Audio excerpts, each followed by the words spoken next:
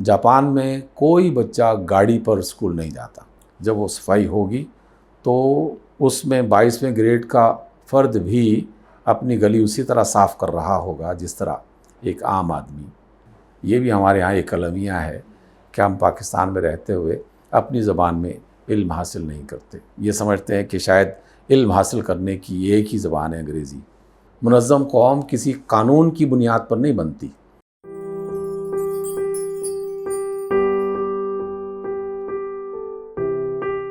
Japan میں 2-3 مرتبہ جانے کا جو اتفاق ہوا تو سب سے پہلی بنیاد اتفاق سے ہماری جو ایک بیٹی تھی وہ بھی جاپان میں گئی جب وہ 6ٹھی جماعت میں تھی. یہاں اسلام آباد میں اسکولز کے درمیان میں کوئی کمپٹیشن ہوئے، پھر اس میں سے انتخاب کیا گیا تو اتفاق سے وہ اس میں سے منتخب ہو گئی. دیگر اور بھی کچھ تھے ان بچوں کے ساتھ. جب وہ واپس آئی تو میں نے اس سے پوچھا کہ بچے تم نے جاپان میں کیا نئی چیز دیکھی یا کیا چیز سب سے زیادہ تمہیں اٹریکٹ کیا اس نے. تو بچی نے بے ساختہ کہا کہ وہاں کے لوگ، یعنی نہ گاڑیاں، نہ عمارتیں، نہ کوئی اور چیز. انہوں نے کہا کہ وہاں کے لوگ. یہ پہلا فرق نظر آتا ہے جیسے ہی آپ جاپانیوں کے ساتھ ملاقات کرتے ہیں، اور اس میں ان کا جو کلچرل بیہیویئر ہے، ادب آداب ہیں اور زندگی کا جو طریقہ ہے وہ آپ کو نظر آتا ہے. سب سے پہلی بات جو حقیقت میں قرآن کی اور اسلام کی ہے، اس کو انہوں نے اختیار کیا. اس کا ظاہری حصہ جو ہے، ہم تو ظاہر میں دیکھیں گے نا، تو ظاہری اعتبار سے جاپان کے جو لوگ ہیں انہوں نے صفائی اور ستھرائی کو اپنے ملک کی پہچان بنا دیا. یعنی کوئی گلی، کوئی سڑک، کوئی جگہ، کوئی کہیں بھی ہو، چاہے آپ گاؤں میں ہوں، دیہات میں چلے گئے ہوں یا شہر میں ہوں، ٹوکیو شہر سے لے کر دور دراز کے گاؤں تک آپ کو ایک جیسی بات نظر آئے گی کہ ہر چیز جو استعمال کی جا رہی ہے اسے ایک خاص طریقے سے باقاعدہ کہیں ڈمپ کیا جا رہا ہے یا کہیں رکھا جا رہا ہے یا کہیں اس کو کلین کیا جا رہا ہے. صفائی اور ستھرائی کا بے انتہا جو ہے نا وہ خیال رکھا جانا، یہ جاپانیوں کے ہم اس کے اندر دیکھا. جب یہ صفائی اور ستھرائی کا مزید جائزہ لیا تو آپ سمجھتے ہوں گے کہ شاید بے شمار لوگ صفائی ستھرائی کے لیے ہر جگہ کام کر رہے ہوں گے تو تبھی جا کر آدمی صفائی کر سکتا ہے. ایسا نہیں تھا، بلکہ اس ملک کا رہنے والا ہر فرد وہ باقاعدہ اس کے اندر شامل ہوتا ہے، ہر فرد. اور 1 گریڈ سے لے کر 22ویں گریڈ تک کے تمام افراد، یعنی اس میں ان کے ہاں صفائی کا اہتمام یہ بھی ہوتا ہے کہ ہفتے میں 1 دن ہر بندہ آپ کو گلیوں بازاروں میں صفائی کرتا ہوا نظر آئے گا. یعنی 1 دن مخصوص ہوگا کہ فلاں وقت میں فلاں محلے میں یہ صفائی ہوگی، اور ایک سسٹم کے مطابق وہ چلتا رہتا ہے. جب وہ صفائی ہوگی تو اس میں 22ویں گریڈ کا فرد بھی اپنی گلی اسی طرح صاف کر رہا ہوگا جس طرح ایک عام آدمی نچلے گریڈ کا کر رہا ہوتا ہے. تو وہ باقاعدہ اس بات کا اہتمام کرتا ہے. پھر یہ اس سسٹم کو انہوں نے جو ہے نا وہ روزمرہ کی زندگی کا حصہ بنا دیا کہ یہ ہر ہفتے صفائی تو نہیں کرنی، بلکہ سسٹم ایسا بنا دیا جائے کہ ہر روز اس کا حصہ بن دیا جائے. تو آپ کے گھر سے جو چیز باہر نکلتی ہے کوڑے کی شکل میں، تو وہ باقاعدہ سکھایا گیا ہے کہ آپ نے کاغذ کس ڈرم میں پھینکنا ہے، لوہا کس ڈرم میں پھینکنا ہے، شیشہ کس ڈرم میں پھینکنا ہے، پلاسٹک کس ڈرم میں پھینکنا ہے اور کس طرح پھینکنا ہے. ایسا نہیں ہے کہ اٹھا کے پھینک دیا وہاں پر. اس کو باقاعدہ ایک جو ہے نا شاپر میں، شاپنگ بیگ میں بند کرنا ہے، اور ان پیکڈ قسم کی چیزوں کو آپ نے وہاں پر جا کے رکھنا ہے. آپ کے گھر سے کوئی ایک چیز ناکارہ ہو گئی ہے، آپ نے اسے لوگوں کو دینا ہے یا کسی کے حوالے کرنا ہے، تو کام ہوگا آپ کا کہ آپ نے باقاعدہ اس کو پیک کرنا ہے.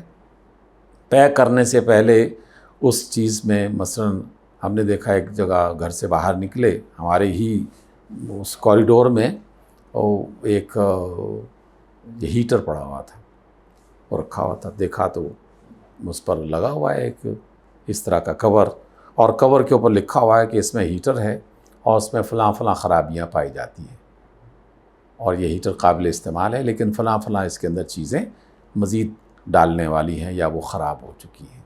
اب جو بندہ لے کے جائے گا وہاں سے، اس کو اس بات کا اندازہ ہے کہ یہ چیز میرے کام کی ہے یا نہیں ہے۔ یعنی اس حد تک پوری قوم کو ٹرینڈ کر دیا گیا، ان کی تعلیم کا حصہ بنا دیا گیا۔ اور یہ تعلیم کب سے شروع ہوتی ہے؟ ویسے تو اسکول سے شروع ہو جاتی ہے، لیکن حقیقت میں ان کا اسکول تیسرے سال میں شروع ہو جاتا ہے یا زیادہ سے زیادہ چوتھے سال میں۔ اور اس اسکول میں پہلے 5 سال جو ان کی تعلیم ہوتی ہے نا، اس میں وہ میتھمیٹکس نہیں سکھاتے، وہ زبانیں نہیں سکھاتے، وہ اس طرح کی چیزیں نہیں سکھاتے۔ زبان تو خود بخود سیکھ رہے ہوتے ہیں، زبانی ہی ان کی میجر زبان ہے اور اسی میں پوری کی تعلیم ہوتی ہے۔ یہ بھی ہمارے ہاں ایک المیہ ہے کہ ہم پاکستان میں رہتے ہوئے اپنی زبان میں علم حاصل نہیں کرتے، یہ سمجھتے ہیں کہ شاید علم حاصل کرنے کی ایک ہی زبان ہے انگریزی، جبکہ دنیا میں ہر زبان علم کی زبان ہے، آپ اسے ذریعہ اور وسیلہ بناتے ہیں۔ زبان وسیلہ بنتی ہے، کبھی بھی علم کی زبان کوئی زبان نہیں ہوتی، وہ ایک وسیلہ ہے۔ تو وہ انہیں کیا سکھایا جاتا ہے؟ انہیں یہی سکھایا جاتا ہے کہ گھر میں کیسا رہنا ہے، کوڑے کیسے صاف کرنے ہیں، سڑک پار کیسے کرنی ہے، چیز کہاں سے خریدنی ہے، کس طرح خریدنی ہے، گاڑی کس طرح آپ نے پارک کرنی ہے، یہ تمام چیزیں۔ اس اعتبار سے ایک منظم قوم جسے کہتے ہیں نا، منظم قوم، یہ اسکول سے نکلتی ہے۔ منظم قوم کسی قانون کی بنیاد پر نہیں بنتی، یہ اسکول کے اندر سے نکلتی ہے۔ تو وہ بچوں کو سکھاتے ہیں۔ اچھا، بچوں کے سکھانے میں ان کا جو ڈسپلن کا ایک ایسا نظام ہے، آدمی سن کے حیران ہی ہوتا ہے، حالانکہ ہے یہ ساری کی ساری ہماری باتیں جو کسی طریقے سے بتائی گئیں لیکن ہم عمل نہیں کر رہے۔ اس میں جو بچے اپنے گھروں سے اسکول میں جانے کا سوچتے ہیں، بچوں کے سوچنے سے پہلے اور بچوں کے والدین کے سوچنے سے پہلے ان اسکولوں کے اندر سے باقاعدہ رابطہ کیا جاتا ہے۔ رابطہ یہ کیا جاتا ہے، اچانک ٹیلی فون بجتی، گھنٹی بجتی ہے اور بتایا جاتا ہے کہ آپ کا بیٹا 4 سال کا ہو گیا ہے۔ والدین کو بتایا جاتا ہے کہ آپ کا بیٹا 4 سال کا ہو گیا ہے اور فلاں تاریخ سے اس کا اسکول شروع ہو جائے گا، اور پہلے دن آپ نے خود آنا ہے اور پھر اس کے بعد بچہ خود آتا رہے گا۔ جاپان میں کوئی بچہ گاڑی پر اسکول نہیں جاتا، یعنی بچوں کے والدین یا ان کے نوکر ان کو اسکول کی طرف لے کے نہیں جاتے، بلکہ ہر بچہ اپنے ایریا کے اسکول میں پڑھتا ہے، اس کا ایڈمیشن وہاں پر ہو جاتا ہے اور ایڈمیشن بتا دیا جاتا ہے کہ تمہارا ایڈمیشن ہو چکا ہے۔ تو پہلے دن والدین بھی ساتھ لے کے جاتے ہیں اور دوسرے دن اس محلے میں سے جو بچے جاتے ہیں اسکول میں، تو یہ بچہ اس پورے گروپ کا حصہ بن جاتا ہے۔ اس کا جو سینئر بچہ ہے وہ ان کے بھائی بنتے ہیں اور وہ ان کو گائیڈ کرتے ہیں، راستہ لے کے جاتے ہیں۔ والدین کیا کرتے ہیں؟ والدین صرف مختلف کناروں، مختلف سڑکوں کے جو چوک ہوتے ہیں، وہ مختلف والدین ان پہ کھڑے ہوتے ہیں ہر روز، اور وہ باری باری کہ آج فلاں کی ڈیوٹی، آج فلاں کی ڈیوٹی، آج فلاں کی ڈیوٹی۔ وہ صرف یہ دیکھتے ہیں کہ بچے یہ سڑک پار کر گئے ہیں کہ نہیں کر گئے، کہیں کوئی ایسا رکاوٹ تو نہیں ہے۔ تو وہ اپنے بچوں کو والدین اسکول تک پہنچانے کا اہتمام اس ایک باقاعدہ سسٹم کے مطابق کر رہے ہوتے ہیں۔